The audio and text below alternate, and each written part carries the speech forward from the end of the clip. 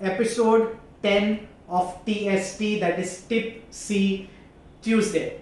Guess what, friends? This is going to be the last episode of season 1 because we are now going into a 1-month sabbatical. We are not taking a break, but we're preparing for season 2, which resumes again on the 19th of October 2021. But for today, the topic of discussion is management of gagging part 2. If you haven't seen part 1, I strongly recommend go ahead and look through that and then come back to this episode, because I have described already management of gag with respect to avoiding the trigger zones. The next aspect that I discussed today is going ahead and distracting the patient's mind from the actual impression making procedure. How do you do this? I'm going to share a few tricks that I use in my practice with my patients. First, हम जब पट्टी लेके mix करते हैं ना, एक छोटा सा एक्स्ट्रा बॉल लेके go ahead and give it to the patient and let the patient keep rolling it in their hand and tell the patient, when this is set, let me know, I will remove it from your mouth. You've distracted the patient's mind. It means you've tricked the patient into making sure that their attention is not on the actual impression making process. Another thing that I use almost exclusively or entirely in my practice is I keep a timer. It's a countdown timer which is preset to usually the setting material time of that material. So let's say I'm making an additional silicone impression.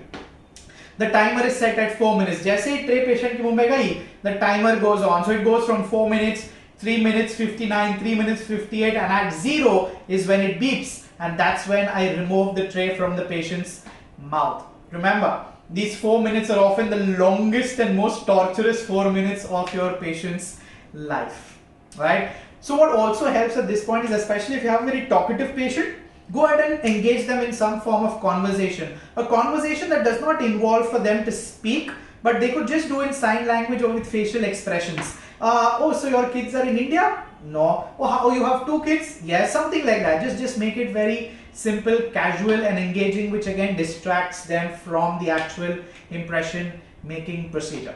The other thought is to do with breathing. It's very important that patient is not gasping. It has to be very smooth, rhythmic, relaxed, slow but deep breathing. You can always tell them to inhale more and exhale less, because exhalation is usually through the mouth. Tell them to inhale through the nose and exhale through the mouth, and that's fine. If they start breathing through the mouth, especially if it's a mouth breather, you may land up inducing a gag. Right? The other thought is, let them tap their hands or think or chant of some music in their head. Again, it's a form of distraction. The other one is put one hand up and put the other leg up and try to hold it in air for as long as possible, because jitna time निकलते जाता है ना, patient थक जाता है, and all their concentration actually goes into keeping the arm or the leg suspended. I prefer to do the eye stare gaze game. Tell them, let's see who blinks first, and I'm constantly staring them down. 4 minutes, don't blink, the mind is concentrating on not blinking, and the attention from the impression making actually is gone.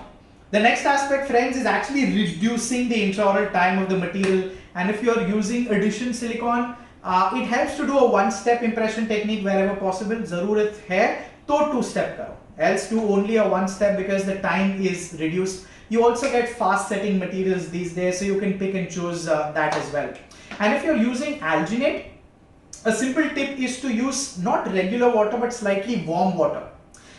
Literature says that if your water is about 10 degrees more than room temperature, your setting time goes down by about 1 minute. So you can use your regular materials but as fast setting as well, right? Agar main allied ki baat karu na, so it's very important that you explain what you're going to do to the patient, because a prepared patient is always more confident of what is happening. If you take the patient by surprise, that's when your patient may actually land up gagging. It can also help to give the patient an ice cube to kind of suckle upon beforehand, because it just numbs everything and you can make an impression without much of a fuss. And very, very important here, friends, is to schedule appointments for gaggers in a very systematic manner, which means patient is relaxed, patient hasn't had food because you know you don't want toppings on your impressions, right? So make sure of that. And last but not the least, if and when your patient gags, don't panic.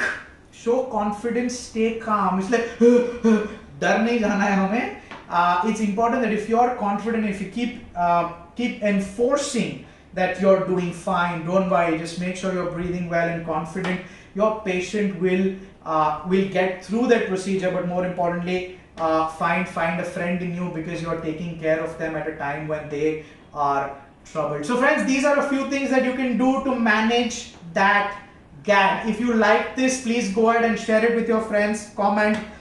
Please let me know how you feel of these videos and of TST in general. Share it with anyone and everyone that you know of, because these are things that make your life in dentistry a tad bit easier. Until we meet again for episode 1 of season 2, I wish you all an absolutely amazing life. This is your host Dr. Moez Kakiani from Mumbai, signing out.